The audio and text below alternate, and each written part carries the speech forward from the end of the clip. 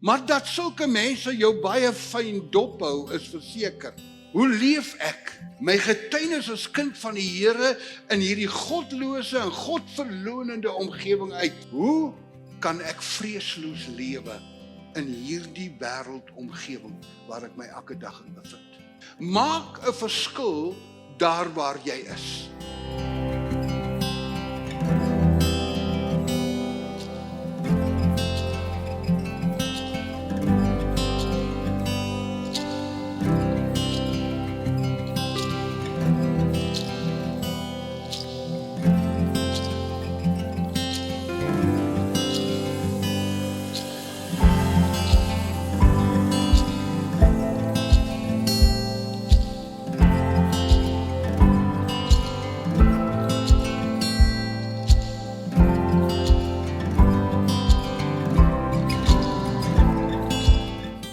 Prys die Here.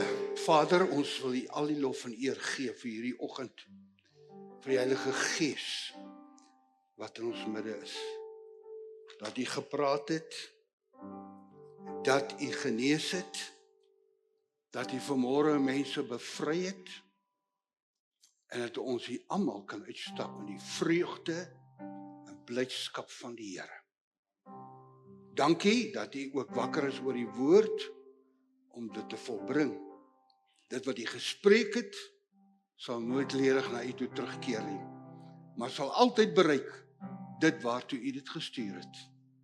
Ons eer U daarvoor in Jesus naam. Amen. Baie dankie vir die geleentheid om die woord te bedien. En as jy wil saam met my lees uit Daniël hoofstuk 1, gaan ons lees. En ek praat met jou oor die gedagte, hoe oorleef ek in die vyand se paleis? Hoe oorleef ek in die vyand se paleis? Dit is so dat almal van ons wat sekulêr werk, in omgewings werk waar jy saam met mense werk wat nie soos jy dink, wat nie soos jy leef, wat nie soos jy glo nie. Ek dink almal van ons beleef daai situasie, het dit al belewe. Toe ek nog sekulêr gewerk het ek in 'n omgewing gewerk waar mense nie verstaan het as jy vir hulle sê, jy het op bekering kom, jy dien die Here nie. Maar dat sulke mense jou baie fyn dophou is verseker. Hulle kyk hoe jy jou getuienis uitlewe en daarom is dit so belangrik, so ontsettend belangrik, dat ons as gelowiges nooit sal wankel in ons getuienis om kind van die Here te wees nie. Ek wil vandag juis kyk, hoe oorleef ek, of wat maak ek in my werkplek wanneer daar op my gespioneer word, of wanneer ek benadeel word as gevolg van my geloof? Wat maak ons wanneer almal dink ons is pretbederwers en ons is skynheiliges, omdat ons nie saam met hulle die gratis partytjies en drank van die maatskappy geniet nie? Verstaan julle wat ek bedoel? Wat maak ons as ons waardes en ons beginsels waarvoor ons leef lynreg bots met die wyse waarop hulle besigheid doen? Hoe leef ek my getuienis as kind van die Here in hierdie godlose en godverlonende omgewing uit?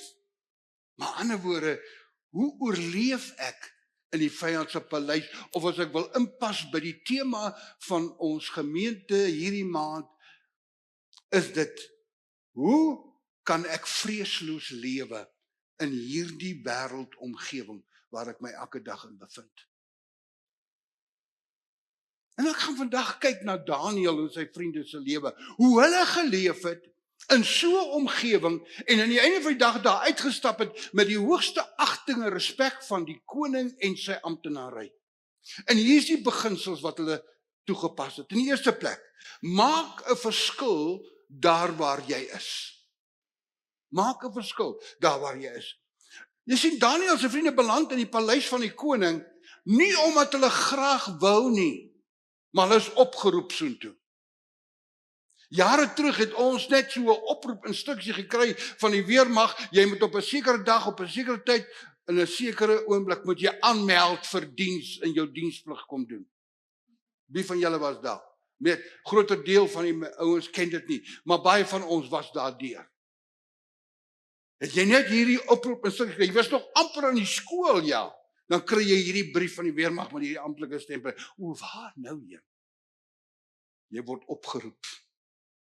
Maar Daniël en sy vriende, hulle word opgeroep, want die Bybel sê, die koning het 'n bevel gegee vir sy paleisbeampte, ons lees daar in Daniël 1 vers 3 en 4, dat hulle moet gaan soek na jong manne onder die Israeliete.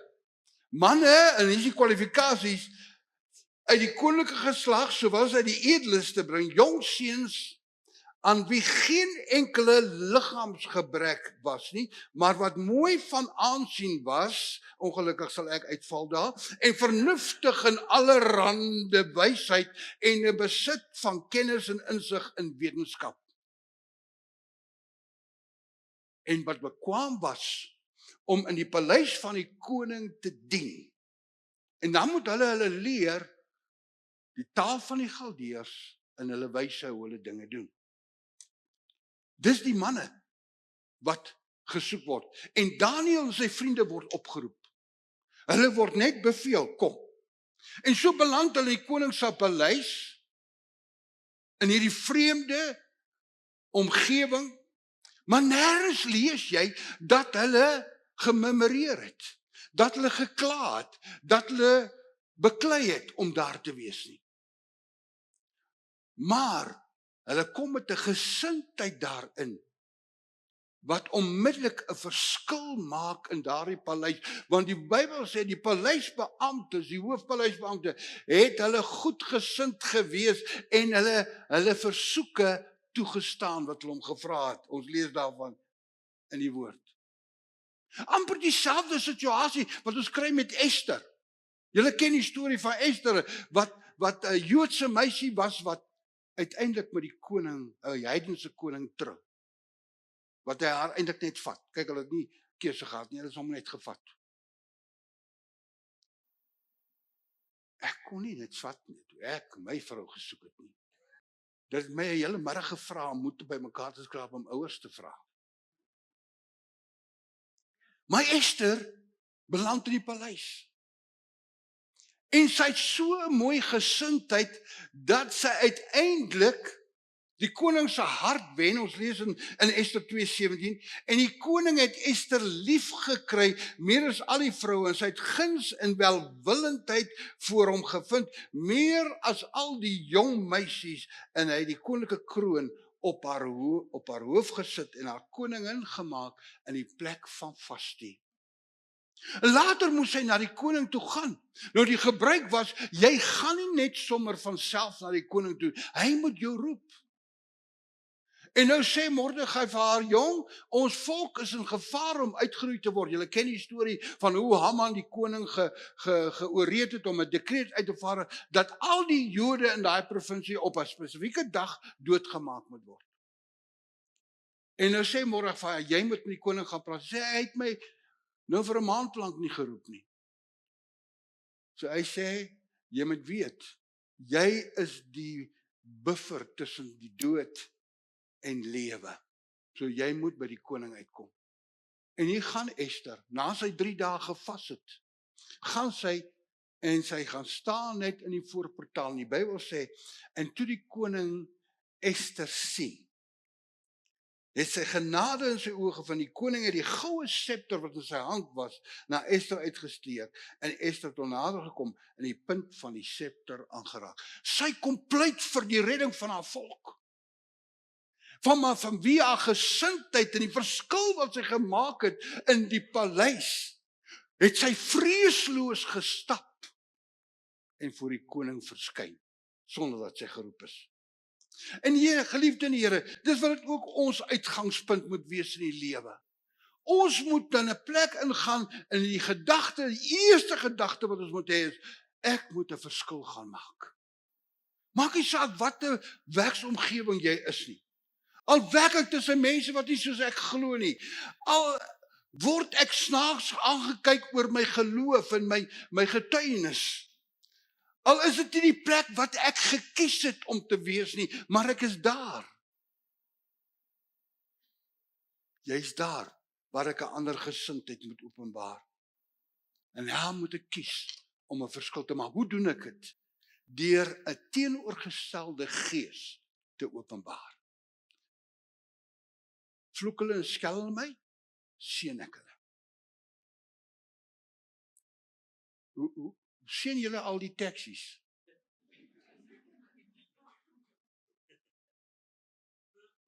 As jy 'n vrou het soos ek, dan kom jy baie vinnig tot insigte. En ek kon kwaad word as hierdie taxi voor my ry en dan het ek my hande sê kies 'n vinger. En eendag toe blaas my vrou my ballon net so af. Sy sê vir my, pas op wat jy doen. Dit is miskien 'n potensiële lidmaat wat daar ry. En dink by jouself, jy maak een of ander ding met jou hande en jy raas en skel en al daai goed.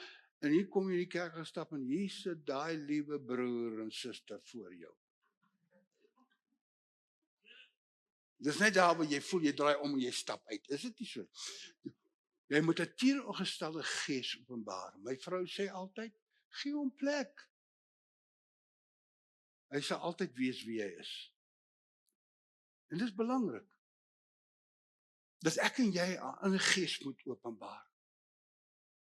Dat ons 'n teenoorgestelde gees moet hê as wat hulle het. Probeer hulle my kontrak afwater by die werk, staan ek ferm in my beginsels en my waardes, dis die oorspronklike ooreenkoms, ek gaan nie daarvan afwyk nie. Gee hulle my die slegste werk in die maatskappy, dan maak ek dit die beste. Want ek is daar om 'n verskil te maak. Jesus self kom gee vir ons 'n paar riglyne in Matteus 5 in van vers 14 en 15. Hy sê en elkeen wat van jou 1 myl afdwing, loop met hom 2 myl saam. Gee aan hom wat jou iets vra en wys hom nie af wat van jou wil leen nie. Julle het gehoor dat daar gesê is, jy moet jou naaste lief hê en jou vyand moet jy haat, maar ek sê vir julle, julle moet julle vyande lief hê, seën die wat vir julle vervloek, doen goed aan die wat vir julle haat en bid vir die wat julle beledig en julle vervolg. Eina. Want dis wat God sê, ons moet doen. En ons sien hierdie gesindheid in die disippels van ouds. Toe daar vervolging uitbreek in die kerk van die Here Jesus in Jerusalem, toe vlug hulle na ander stede toe. En hulle het nie gaan wegkruip nie. Hulle het nie daar iewers net in die niet verdwyn en gesê, nee wat, dis nie die moeite werd om verder aan te gaan, om die Here te dien nie, kyk wat maak hulle met 'n mens. Nee, die woord sê, hulle het steeds gegaan en gaan preek.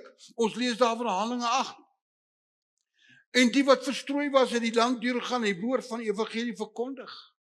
En Filippus het afgekom in 'n stad van Samaria en Christus aan hulle verkondig.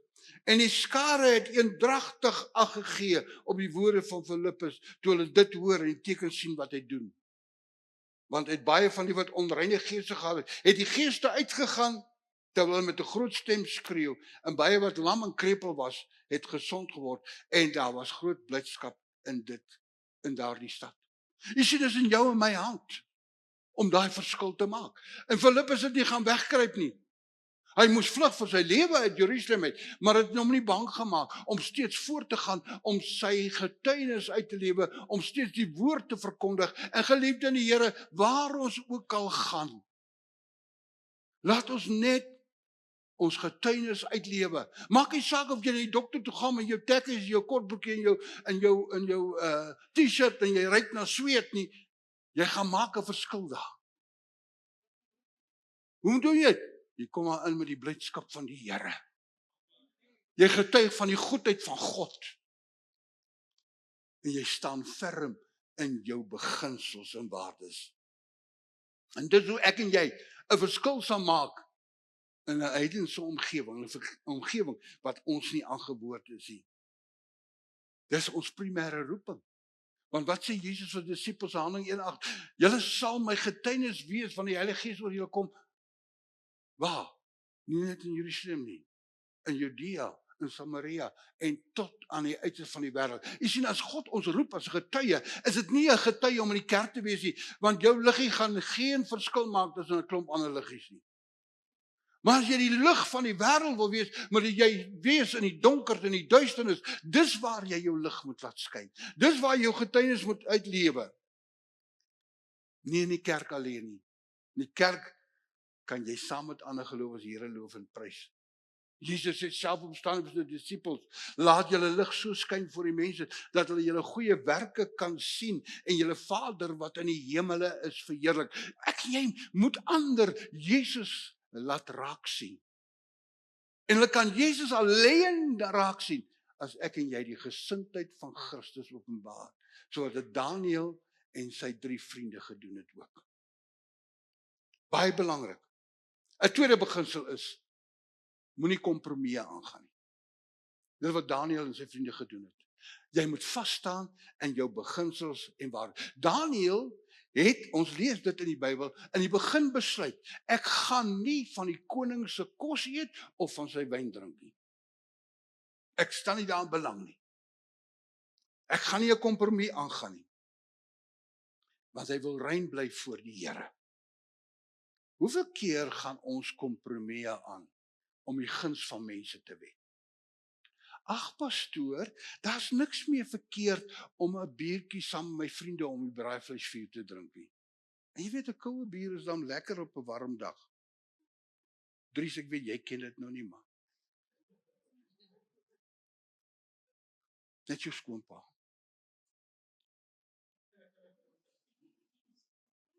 Kom ek sê vir jou, daar's sekerlik niks verkeerd daarmee nie.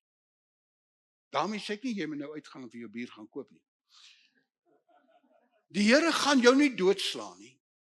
Hy gaan jou nie weggooi omdat jy nou bier gedrink het nie. Maar daar gaan 'n dag kom wat jy met daai vriende wil praat oor hulle saak met die Here. Wat jy hulle na die Here toe wil lei. En dan het jy nie die moed en die vrymoedigheid om dit te doen nie, want jy het jou autoriteit weggegee om 'n bier saam met hulle te drink. En hulle gaan vir jou sê, nee man, jy dan nou gister saam ons 'n bier gedrink, nou wil jy vir ons preek. Ag nee, ek staan nie daarin belang nie. En ek is seker daar's mense wat dit gehoor het al in hulle lewe. Daar's 'n Engelse spreekwoord sê, you earn the right to speak into somebody else's life. Ons groot fout is, ons wil baie keer net sommer vir mense sê wat hulle moet doen, ons wil raad gee sonder dat ons gevra is. Ek gee nooit vir iemand raad, tensy hy vir my vra. Ek gaan nie sommer net inklim en sê, jy moet so maak of so maak nie. Maar as hy my vra, dan gee hy my die vryheid om met hom te praat, of haar te praat. Daniël en sy vriende sê, ons wil nie die koning se wyn en kos hê nie. Glad nie. In 1 Samuel 2 lees ons 'n storie wat hierdie beginsel baie mooi saamvat. En dis die storie van Eli, die hoëpriester van Israel en sy 2 seuns Hofni en Pinehas. Hofni en Pinehas was baie stout, hulle was priesters. Eli was die hoëpriester en hulle was priesters, hulle moes die offers bring vir die volk en so aan. Maar Hofni en Pinehas het stoute goed gedoen. Hulle was nie eerbaar nie. Hulle het nie na hulle pa geluister nie. En later kon Eli nie meer met hulle praat nie, want hy het sy autoriteit verloor om met sy seuns te praat. Want die woord sê vir ons daar in 1 Samuel 2:29. Praat die Here met Eli. Hy sê, waarom verag julle my slagoffer en my spysoffer wat ek in my woning beveel het? En eer jy jou seuns meer as wat jy vir my eer? Deur julle vet te voer met die beste van elke offergawe van my volk Israel. God sê, Eli, jy het klaar jou autoriteit weggegee. Jy eer jou seuns meer as vir my. Hoekom sal ek verder na jou luister? Dan praat Eli met sy seuns in vers 25. Hy sê as mens teen mens sondig, dan beslis die owerheid oor hom. Maar as 'n mens teen die Here sondig, wie sal dan vir hom as skeieregter optree? Dan lees ons die laaste sinnetjie. Maar hulle het nie na hul Vader geluister nie, want die Here wou hulle ombring. Kompromie maak dat Eli se 2 seuns doodgaan. Inteendeel, Eli is op dieselfde dag dood as wat hulle dood is. Want God hou nie van kompromie nie. Dit is wat Daniël en sy vriende so besonder gemaak. Hulle het geen kompromie aangegaan nie. Selfs toe die paleisbestuurder vir hulle sê, maar julle weet, julle plaas my in 'n moeilike posisie. As julle gaan slegter lyk as die ander jong manne, dan gaan die koning my doodmaak. Dus sê Daniël vir hom, gee ons net 10 dae kans. Gee ons net vir 10 dae groente en water. En julle kan die verhaal gaan verder lees. Hulle het anderster gelyk as al die ander. Hulle het nie geswig onder emosionele druk nie. En weet jy wat? Dit gebeur baie keer, dat ons swig onder emosionele druk. En ons gaan 'n kompromie aan, wanneer ons nie moet nie. Koning Saul het dit gedoen. Op 'n stadium moes hy en Samuel, die profeet, mekaar op 'n sekere plek kry om 'n offer aan die Here te bring. Ons lees daarvan in 1 Samuel 13. En nou wag Saul vir Samuel. Hy wag 7 dae. En Samuel daag nie op nie. En hy sien maar die manskappe wat by hom is, raak onrustig en hy begin te gewaar dat hulle van hom af wil weggaan. En hy bring sommer self die offer wat hy nie mag doen nie. Hy mag dit nie gedoen nie. En hy verloor sy koningskap. Hy verloor sy autoriteit om verder iets vir die Here te beteken. En daar's nog baie voorbeelde, wil ek nie by gaan stil staan nie, van die profeet wat vir koning Jerobeam moes gaan boodskap bring omdat hy afgoderry bedryf het. Jy kan daar van 1 Konings 13 gaan lees. Maar hoeveel keer word ons deur sogenaamde valse profete, mense wat na jou toe kom en sê maar die Here het my gepraat, jy moet so maak en so maak. En dan doen ons nie dit nie, ons luister na die valse profeet en ons beland in die moeilikheid. Want dit is wat gebeur het met die profeet in 1 Konings 13. Ons moet so Daniël en sy vriende sê, maak nie 'n verskil, maak nie saak of jy jou lewe gaan verloor of ons jou lewe in gevaar stel met ons versoeke nie, maar ons gaan ons nie besmet met die koning se kos en sy wyn nie. Ons wil dit nie hê nie. Ons staan vas in ons beginsels en ons waardes. Dan die laaste beginsel. Soek God se guns. Hoeveel keer soek ons mense se guns? Jy sien, dit is so dat ons dikwels meer fokus op die guns van mense as op God se guns. Ons doen goeders omdat ons goed wil lyk by ander. My geliefde in die Here, dis tyd dat ons wegbeweeg daarvan. Jy moet net goed lyk by God. Jy moet goed lyk by God, maak nie saak wat mense sê nie.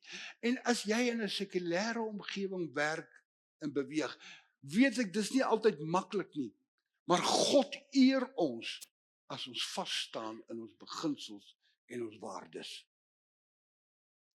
In Spreuke 19 sê dit so mooi, hy sê, baie soek die guns van die edele, en die man van geskenke het 'n hoop vriende. Dis so waar. As jy iemand is wat lekker uitdeel, gaan jy baie vriende hê. Toe die Here my siel gered het, op 24-jarige ouderdom, toe verlos hy my in 1 moment van 'n bottel whisky 'n dag. 24 jaar oud. Nou kan julle vir jouself dink, as ek voortgegaan het, waar sou ek gewees het? Ek sou nou alreeds in die grond gewees het. En God maak my los.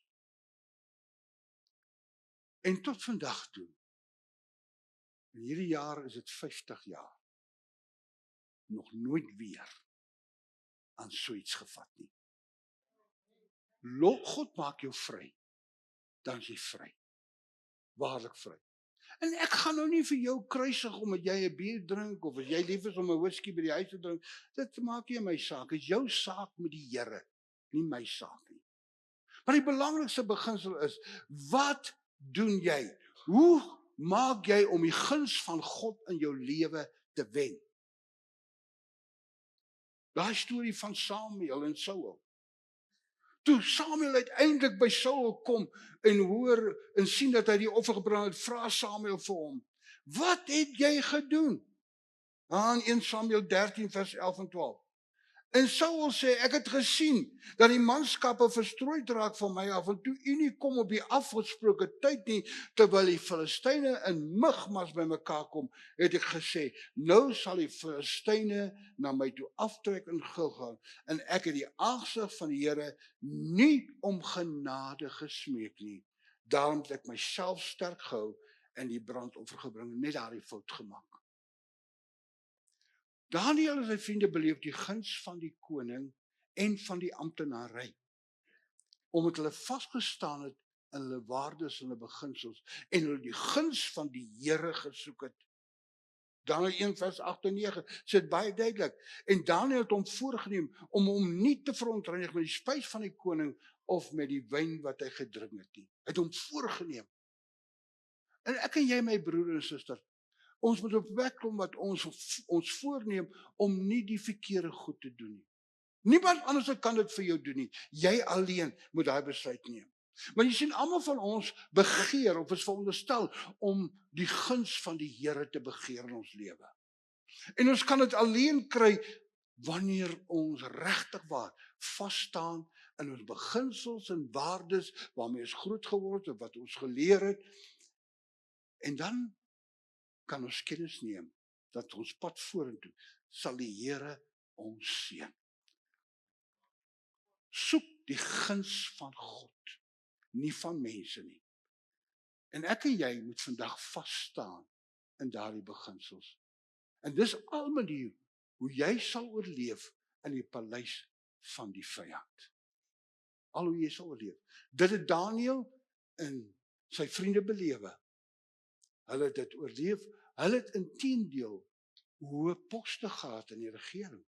Hulle het gouverneurs geword. En Daniël het amper soort van eerste minister geword in daardie land. Want hulle het vasgestaan in hulle beginsels en waardes. Hulle het nie kompromieë aangegaan nie. En hulle het besluit om daar waar hulle is 'n verskil te maak.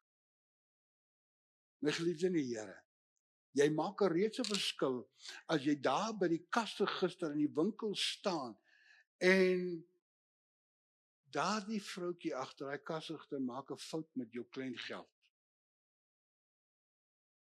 Nou weet ek wat baie ander doen. Onmiddellik is al die hare regop. Die kuite is styf. En jy wil haar sommer net daar aan die nek gryp. En die beste is om te sê, don't worry, I'll wait for you to correct it. En weet wat, jy stap daar uit met vrede in jou hart, wat niemand vir jou kan gee behalwe die Here. En jy het 'n verskil gemaak in iemand anders se lewe, wat andersins nie daar sou wees nie. Toets dit bietjie, beoefen dit, en sien wat is die verskil wat jy maak. Mag die Here ons help om so te lewe, dat ons 'n verskil sal maak oral waar ons kom. Die Here seën jou. Amen.